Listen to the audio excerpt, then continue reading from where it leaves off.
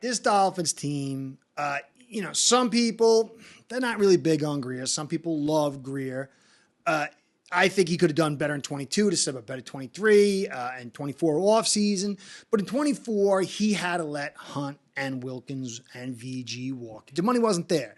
But what he did in that moment, regardless of what you think of the past and what you think about him, he did a good job filling out a lot of spots on cheap and brought in a lot of talent. Now, there's still a long way to go from here to there as far as filling this roster out to making it good enough to win. Not just get to the playoffs and not even really just win a playoff, but show real success, not have the collapses, not have the points where you have long stretches of failure. But this draft, it can go a long way. And even the free agency, because remember, there's still good free agents out there. Money's coming available with Howard. You're going to have post-draft free agents added. And then you're going to have, just before the season starts, guys that get cut that have talent, that the team wants to go with the younger guy or wants them to have more money or whatever. So there's a lot of places to fill out this roster. But I do think Grier did a good job in free agency.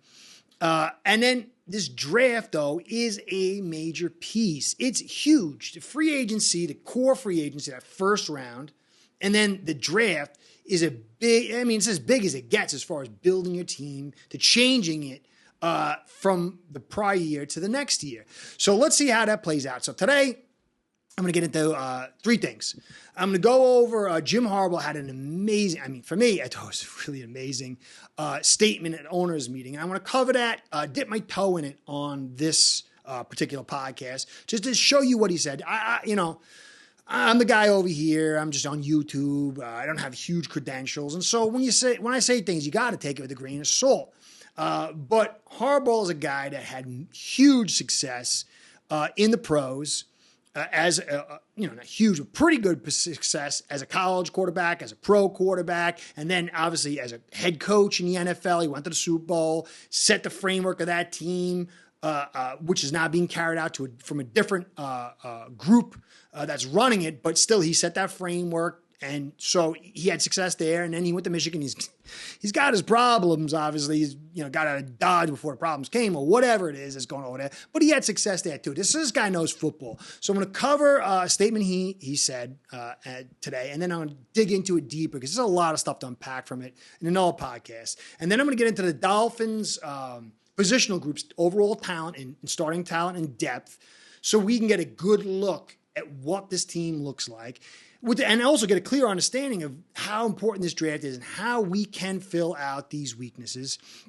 And then I'm going to tie the draft into it and how we can do this free agency portion and then pull it all together. Savvy, this team does have great opportunity. It's on its own kind of unique path.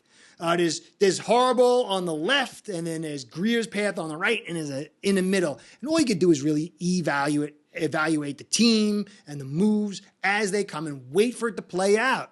And you want to get good evaluation because hype, wrong evaluation, it's not fair. And justice and fairness and good evaluation is key. We would all want that, so you should be giving it to somebody else. And if not, that says more about you than the person. So I try to do good evaluation here, and we really need to take this thing one step at a time. I restart my evaluations every season. I keep that data point of the previous seasons, but I start fresh. So let's see how this thing plays out, and I do think there's lots of opportunity for this team. All right, so tonight at 10 p.m. Eastern Standard Time, I'm going to be doing the live tonight with a bunch of guys from the show. If you want to come on, you can come on. Contact me at Curtis at aceperhead.com. You come on, show up. They're going to be on. We're going to talk about the Dolphins. We're going to talk about with the direction of the team, maybe some of this Harbaugh stuff, maybe just football in general, whatever you guys want to talk about, whatever they want to talk about. We'll see how it goes. So come check me out tonight. Also, the likes, the subscribes, the comments, and the views, all that stuff is just juice for the algorithm gods and keeps me doing what I love to do. So anything you do to help me out with that would be phenomenal. If you're not subscribed. You can subscribe to the notification bell, hit the like, and definitely comment. I love the comments. All that stuff I'm very grateful for. So I want to give you a shout out and a shout out to Ace Bread, my sponsor. Because without the two of you, this show ain't going down. Ace Per Head's betting software is the premier white label platform for bookies to manage their players and grow their sportsbook operation. Click the link in the description below to get set up in minutes. Ask for the Curtis promo and get a special introductory discount. All right, so I talked about Harbaugh. He's had success. He's going to present his philosophy, and there's a lot to consider about that. Now, his philosophy and my philosophy are very close. Doesn't mean we're right, but you've got to kind of add a little more, less grain of salt than you would give me to him. So let's listen to what he had to say, and we'll talk about that quickly afterwards. The offensive line to me is important. I mean, if I asked you the question of like what position group depends on no other position group to be good, but every other position group depends on them to be good, what position group is that? Offensive line. They're not relying on any other position group to be good. They go out and they're good. But yet every other position group relies on the offensive line to be good. And then the D-line, they'll be the ones that argue back. We don't need the offensive line to be good.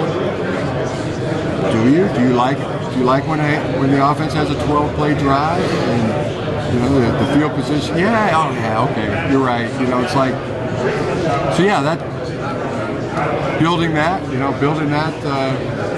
kind of offensive line, that's exciting. Can't wait to do that. All right, so again, you could easily see that Harbaugh's old school.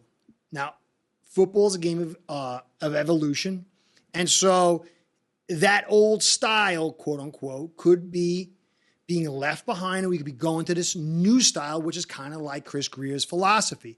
We're going to find out over the next year or two, especially this year if we draft a receiver. But the one thing you can't dismiss 100%, I mean, whether that's the right road and Grier's is wrong, that's debatable. But what's not debatable, and that's what you got to hold into your evaluations, and you can't just throw it away and say, oh, well, Curtis talks to you about the offensive line.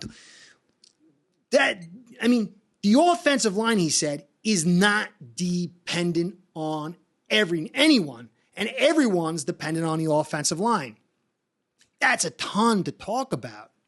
So what you have at the offensive line is unique. And as I've said in the past, I try to find it on one of my podcasts. I don't know why I say it all the time, but I can't find it. Anyone remembers where I said it, I'd be very, very appreciative. But the offensive line makes the NFL world go round. The skills, they thrive. Their height is based on how the offensive line plays, and the defense, they get their butts on the fanny and they're rested, and that helps them too. The offensive line sets the table for everybody, and nobody has that kind of value. I don't believe you need top 5, top 10, but that 15 mark, that's the sweet spot. If you got the depth and the talent around the 15 spot, and then you got the skills and the defense, you can really do anything you want. But that fact that he brought up, that this offensive line is in a unique position, and then how their play affects everybody else, it goes back to one of my tenets of evaluation. When you evaluate anyone, certainly on the offense and the skills positions, you have to start with the offensive line play. And then with the defense, you've got to judge how is this offense putting their fannies on the sidelines, because a tired defense gives up plays and a rested defense makes plays. And so if you want to evaluate fairly, you can't say, well, they got to have, cavernous holes and block for 10 minutes for the quarterback. No, but you got to start with that evaluation point of what that offensive line is doing. And then you attach that, then you take the player in the skill position and you use that as context. Savvy? I think that's not debatable. Anybody who says it is, I think you just don't want to deal with that fact. Now, again, doesn't mean we're doomed because we're not doing it. Doesn't mean Grier's wrong, but there has to be context attached to the offensive line. Anyway, let's get into our roster, and I'm going to show you 2 graphics about the depth and starting talent. You're going to see a lot of good stuff. But then there's a few areas of concern. But the good news is those few areas of concern can be filled with the right moves. And that's great news. That's great news. Doesn't mean it's going to happen. Not saying it won't, but that's still great news. So you can see here, Holland and Poyer at the top. I mean, when have you seen two cover guys like that? The last time we had cover guys that were really that good was Jones in his prime, and a kid, I can't remember his name. He had the one great year with Detroit, from Detroit. Maybe it wasn't even a great year. I think it was a great year. But those two at the top, that was a phenomenal top of the defense. But this is probably even better. And, Poyer, he's a little bit older. So, you don't know if it's a dog year from last year to this year. But that's a phenomenal, that's a purple. Purple is great. Green is good. And then light green is pretty good. And then yellow is average and red is no bueno. But you can see, look, Smith is lurking around there as maybe a little bit of a rover kind of guy, the safety spot. I liked him at the safety because he's not that big. He can play the free safety, cover guy. He doesn't have great burst, so I get a little concerned with him at the cornerback spot, but he can fill in both those roles. You got Fuller. This guy, I mean, you might not like PFF, but he played really well. They rated him the 7th best. Doesn't mean he is or whatever. But he's a darn good corner. He's way better than Howard's been in years. Howard's been wounded for years. And he had Ramsey. They put him 57th. He was in a system that he wasn't really comfortable with and maybe didn't maximize his talents. But look at that framework, the outside containment of the safety and cornerback group. That's amazing. You cannot be excited about that. And then you had Kohu. Some people got on Kohu last year. I think that was overblown. I think this guy could play. And then you got Needham behind him. And again, Smith. That is an excellent defensive back group that you got here.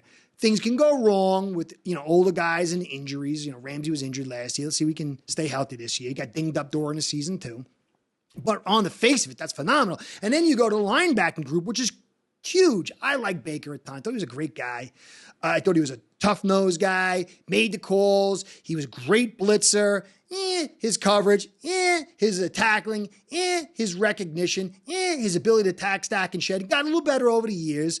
But Long Jr. is phenomenal run defense. Good guy to have on your team. Brooks, they don't seem to like him here. A lot of people do like him. I'm still doing my evaluation. But then you had in Walker, and Brooks and Walker together clearly are a little cut above having just Baker. Because last year we just had Duke, so you still got Duke, so you got enough that. Your backup last year is one level down, and then Tyndall, I don't know what's going on with Tyndall, but still, the linebacking group is better than it was last year. The secondary is better in both depth and talent, just like the line. That's great.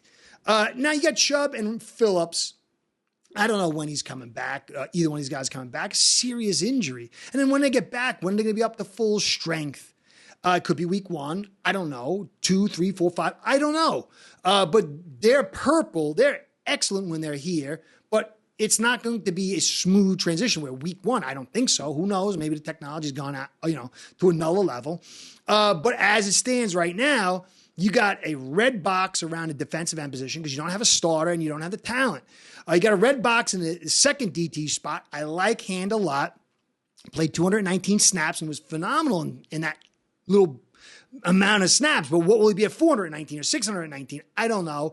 I like him there in the backup role, but not a starter. And even still, the depth isn't there. Sealer, I didn't give him a purple because he does struggle inside a little bit. And I got to see what he's like without Wilkins. Wilkins and him were Batman and Robin. So either Robin or Batman left. We got to see. But he's an excellent piece, and I love where he could play. He could play all the way outside and have 5 technique. You could run 4 down linemen, put him out on the edges like an elephant roll, and he's capable because of his athleticism. So he's phenomenal, but we got to see what he's like. And then the inside thing. And then Barrett. Barrett is really good, but he's a little bit older. And again, there's no depth behind him until Chubb and Phillips get in there. Will they be ready? I hope so. But I also wanted to be cautious because you don't want to come back from a serious injury like that and re-aggravate it or get setbacks.